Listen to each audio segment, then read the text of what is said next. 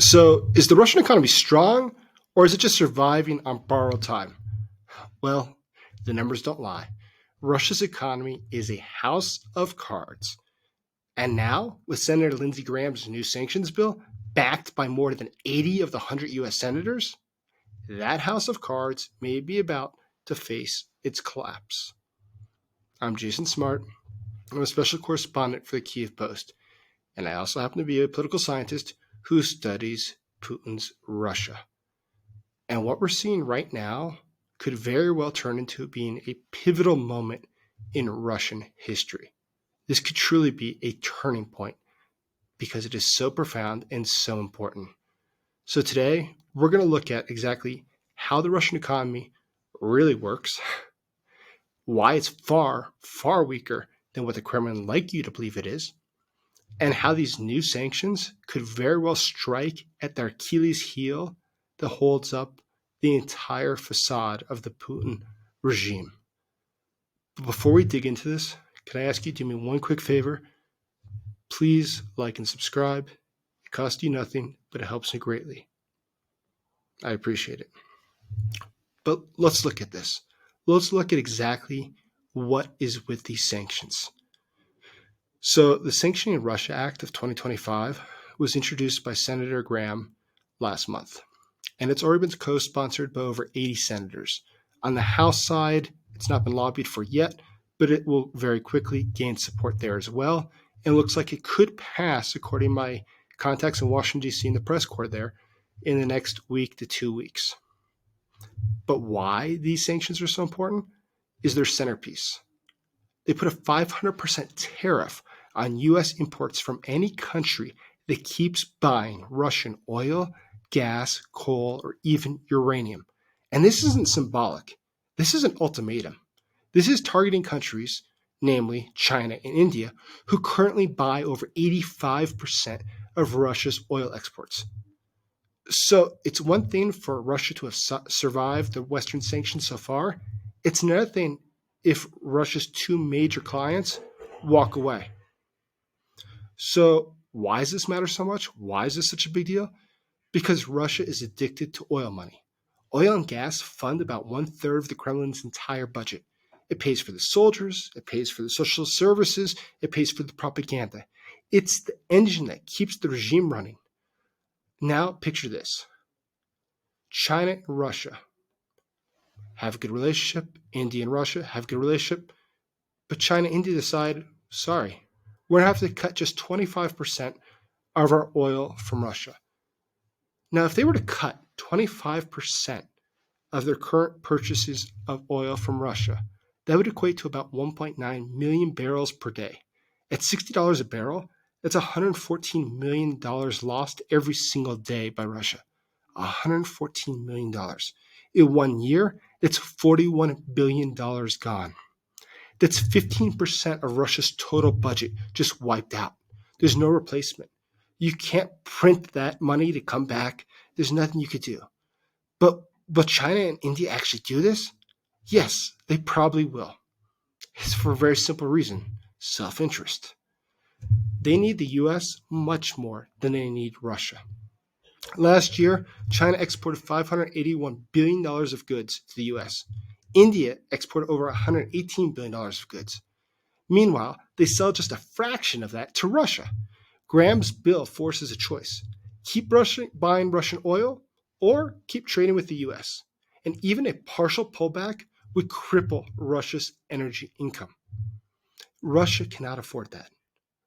The ruble already is on life support. Right now, some might say, but look, it's stable. It was so high before. It's down to 80 rubles to the dollar. But that's only thanks to capital controls and financial smoke and mirrors. Economists, even inside of Russia's own Ministry of Finance, expect that the ruble this year will devalue to about 100 or 110 to the dollar. So what would happen then when these sanctions go through? Well, we can expect that the ruble will lose more value. Prices for imported goods will skyrocket. Though the official inflation is currently 10%, the real inflation, most estimates say, is about 25 to 30%. So if the ruble crashes and the oil revenues dry up, inflation could double fast. Now, look at the interest rates currently in Russia set by the central bank. It's at 21%. That's already a disaster. When the central bank has 21% interest rates, that means that credit freezes up, investments have stopped, small businesses collapse, people stop spending. There is no ability to have growth in the economy. The current economy of Russia is an economic triage, and now the patient is getting worse. So, what can the Kremlin do? How can it respond to this? Well, it could fall back in its national wealth fund, some might say. Sure, in January, it had about $55 billion tucked away there for its rainy days.